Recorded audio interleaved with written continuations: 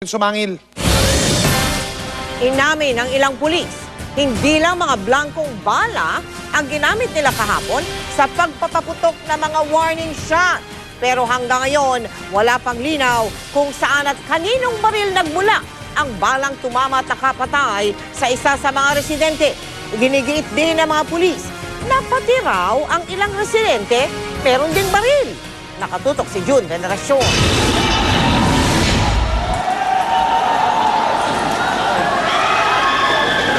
Sa gitna ng batuhan at alingaw-ngaw ng mga putok kahapon sa Silverio Compound, Parañaque City, bumulagta ang lalaking ito. Naiwan siyang nakahandusay sa may Center Island. Ilang hakbang lang mula sa itinayong kahoy na barikada ng mga residente ng Silverio Compound. Naliligo sa sariling dugo. May bote sa kanyang binti. Lumabas sa post-mortem examination ng NBI na tama ng bala sa ulo ang kumitil sa buhay ni Arnel Leonor. Nasaksihan daw ng isang empleyado ng isang talyer ang buong pangyayari. Maging sa kanyang pinagtatrabahuan, makikita rin ang mga tama umano ng bala. Swerteng di raw sila napuruhan. Nakita kong pagkatumba niya, nagsuguro na yung mga pulis hanggang sa dumating na doon sa Silverio.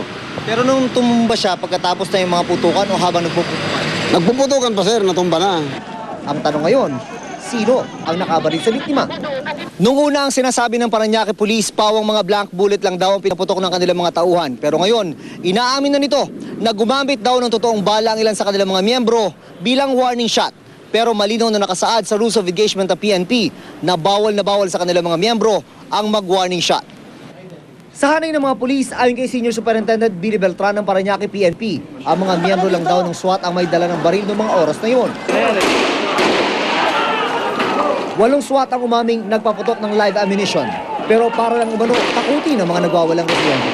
Ang problema, isa nga ang patay sa tama ng bala sa ulo at may ilan pang nasugatan dahil din sa mga tama ng bala.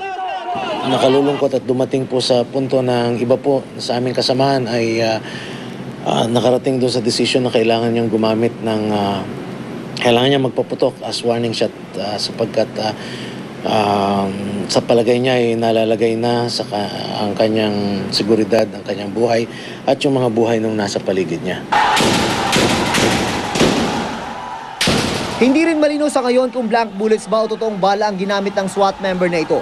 Na nakuna ng GMA News kahapon na tila tuloy-tuloy ang pagpapaputok sa direksyon ng mga residente. Isinasailalim na sa ballistics test ang lahat ng mga baril ng SWAT ng Parañaque PNP, 2 M14 at 13 M16.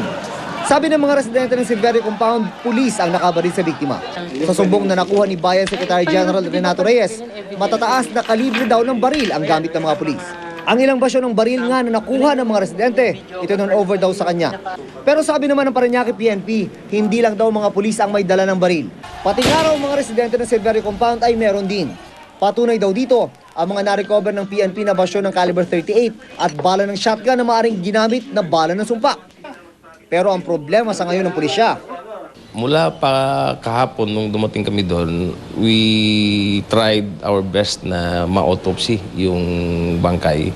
Pero sabi ng mga case officers doon, ayaw ng pamilya na ipa-autopsy.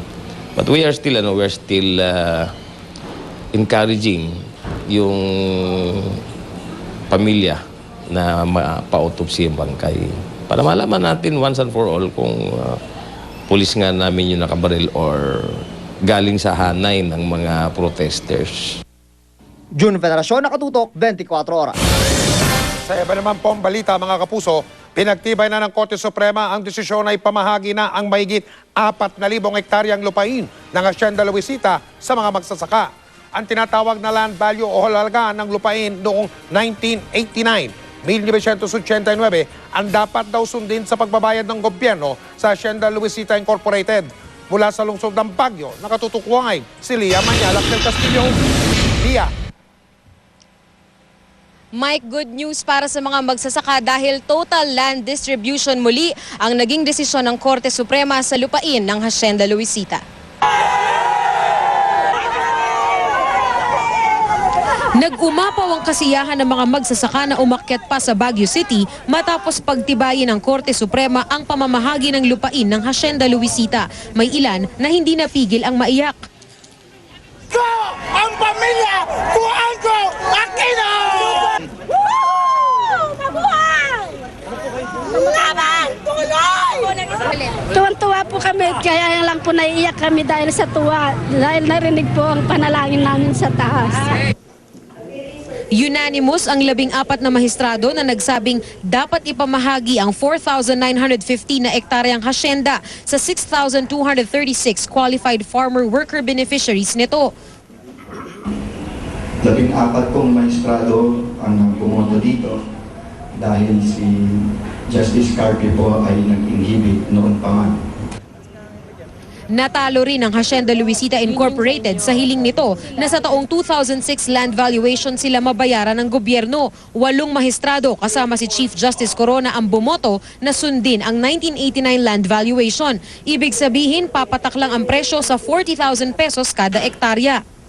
Ang mga appointee naman ni Pangulong Aquino na sina Justices Sereno, Reyes at Bernabe kasama ang 3 iba pa, gusto sanang ipaubaya sa DAR o sa isang Special Agrarian Court ang pagdetermina sa land valuation na susundin.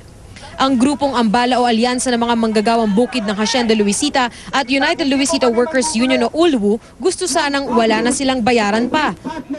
Iniram ng pamilya ko, Wangko at Aquino, ngayong ibinabalik at kinukuha na namin, ibinabalik ng Korte Suprema, babayaran pa namin. Sa ilalim ng Comprehensive Agrarian Reform Law, binibili ng gobyerno ang mga sakop na lupain para ipamahagi sa mga beneficiaries na huhulog-hulugan naman ang lupa sa loob ng 30 taon. 2 grupo ng mga magsasaka ang nag-antabay sa desisyon ng Korte dito buong araw. At sa puntong ito, handa raw silang magkaisa para sa kanilang lupain na matagal nang inaasam. I-prioridad lang yung 1989 Original Farm Worker Beneficiary sapagkat sila'y matatanda na at matagal silang nakipaglaban dyan. Siguro naman dito sa desisyong ito ay magkakaisa, no? Isang misa ng pasasalamat ang idinaos ng mga magsasaka sa loob ng Supreme Court compound sa tagumpay na natamo. Dumalo rin sa misa si Mrs. Cristina Corona. Mike, final and executory ang naging desisyon ng Korte Suprema. Ibig sabihin, hindi na maaring maghain ng anumang apela ang anumang kampo. Mike? Maraming salamat, Lia Manjalak del Castillo. Wala namang pagsidla ng tuwa mga magsasaka ng Hacienda Luisita sa naging desisyon ng Korte Suprema. Ang ilan na paiyak pa nga dahil sa wakas daw, makukuha na nila ang inaasam na lupa. Mula sa Tarlac, nakatutok live si Julius Segovia. Julius? Mel, nasaksihan namin kung paanong nagsaya ang mga magsasaka matapos nga ang desisyon ng Korte Suprema. Karamihan nga sa mga benepisyaryo ng lupa, naluha sa sobrang tuwa. Ang mga magsasakang ito na hindi nakasama sa Korte Suprema sa Baguio, tutok naman sa radyo. Sa maliit na kubo sa Barangay Balete, Tarlac City sila nagtipon. Di sila natinag sa pakikinig hanggang sa marinig ang desisyon ng Korte Suprema na dapat nang ipamigay sa mga beneficiary ang halos 5,000 ektaryang Hacienda Luisita.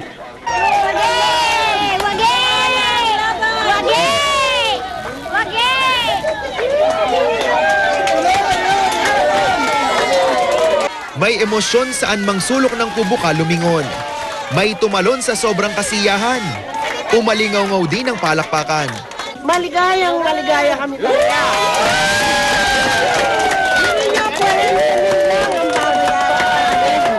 Sa loob ng isang, sa loob ng 30 taon.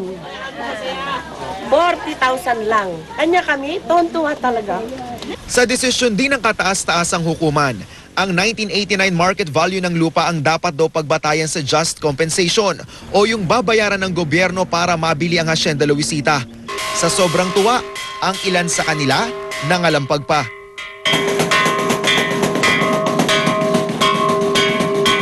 Ang iba gaya ni Rosalinda, naluha. Medyo teary-eyed kayo, medyo naiiyak po kayo. Hindi po, natutuwa po kami, nakuha po namin, nakabit po namin ang Hacienda Luisita, yung pag-ano nila, yung pagdesisyon ng korte. Kumbaga matagal nyo kasi. Opo, kaya po, namatay po yung kapatid ko dahil sa paglaban na yan. Si Nanay Mercedes, nasawi rin ang asawa nung dekada 60 nang hindi man lang daw naipagamot dahil sa kakapusan sa pera. Tuwang-tuwa ko, napapalaiyak ako sa tuwa. Salamat sa Panginoon. Sa kabilang barangay naman ng Asturias, di rin napigil ang emosyon ng mga magsasaka Nagpasalamat sila sa mga maestrado ng Korte Suprema, higit lalo kay Chief Justice Renato Corona. Kaming maliliit, ididiin kami. Pero ngayon kaming maliliit, nagtagumpay kami. Pagka na tulong ni Corona, maraming salamat. Sa huli may pangakong binitawan ang mga magsasaka. Pangalagaan namin mabuti ang lupang matagal namin ipinaglaban. Pakikinabangan ng mga tao yung matagal na nilang inaangad na sa kanila yung lupa. Pero ang United Luisita Workers Union o ULWU may panawagan pa sa pamunuan ng Hacienda Luisita Incorporated. Partehan daw sana sila sa bahagi ng lupang naibenta na. Ito yung 500 hektarya ng lupa na naibenta sa RCBC, Luisita Industrial Park at Luisita Realty Corporation. At yung 80 hectares na naibigay sa pagpapagawa ng SCTEX.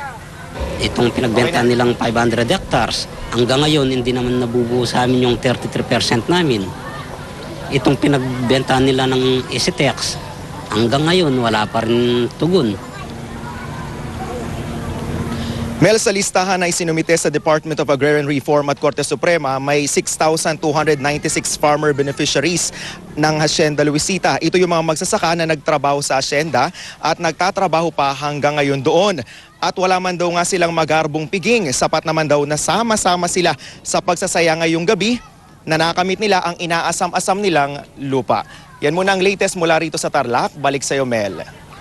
Julius, merong bang komento, may reaction na ba sa Cojuangco family mula dyan sa Tarlac? Julius? Actually, Mel, kanina ay pumunta tayo doon sa pamunuan nga ng HLI pero walang humarap sa ating opisyal, Mel. Natanggap na kaya nila yung desisyon ng Korte Suprema, Julius? Merong isang opisyal, Mel, na nakausap tayo sa telepono doon sa may guardhouse sa opisina nga ng HLI at binabanggit nila na wala pa raw yung hard copy noong ang resolusyon ng Korte Suprema, Mel. Pero kanina sa mga na-interview mo, parang meron pa silang mga hinihiling, Julius Tama ba yon, Julius? Actually, Mel, ang binabanggit nila sana raw ay bigyan sila at bigyan daw sila ng parte doon sa mga lupa o bahagi nga ng lupa ng HLI na naibenta raw, Mel. Pero hindi kasama yun sa desisyon, Julius. Actually, Mel, yun nga parang ang gusto nila sana raw ay bukod dun sa lupa na mabigyan sila, ay sana raw ay mabigyan sila ng pera na naibenta na ng lupa ng HLI.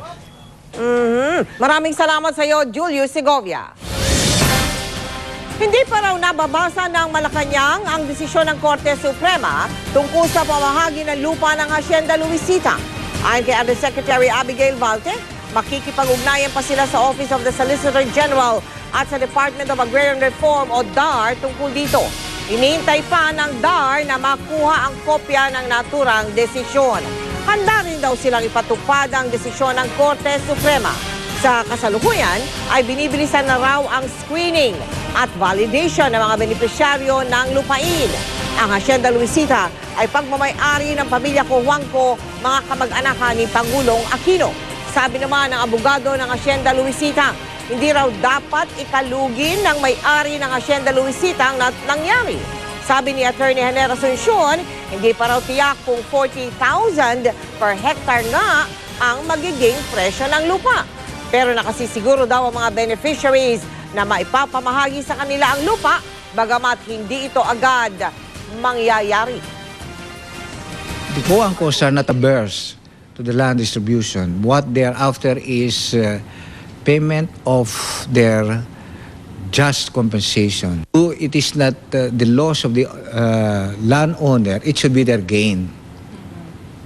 Because they are parting away with their property.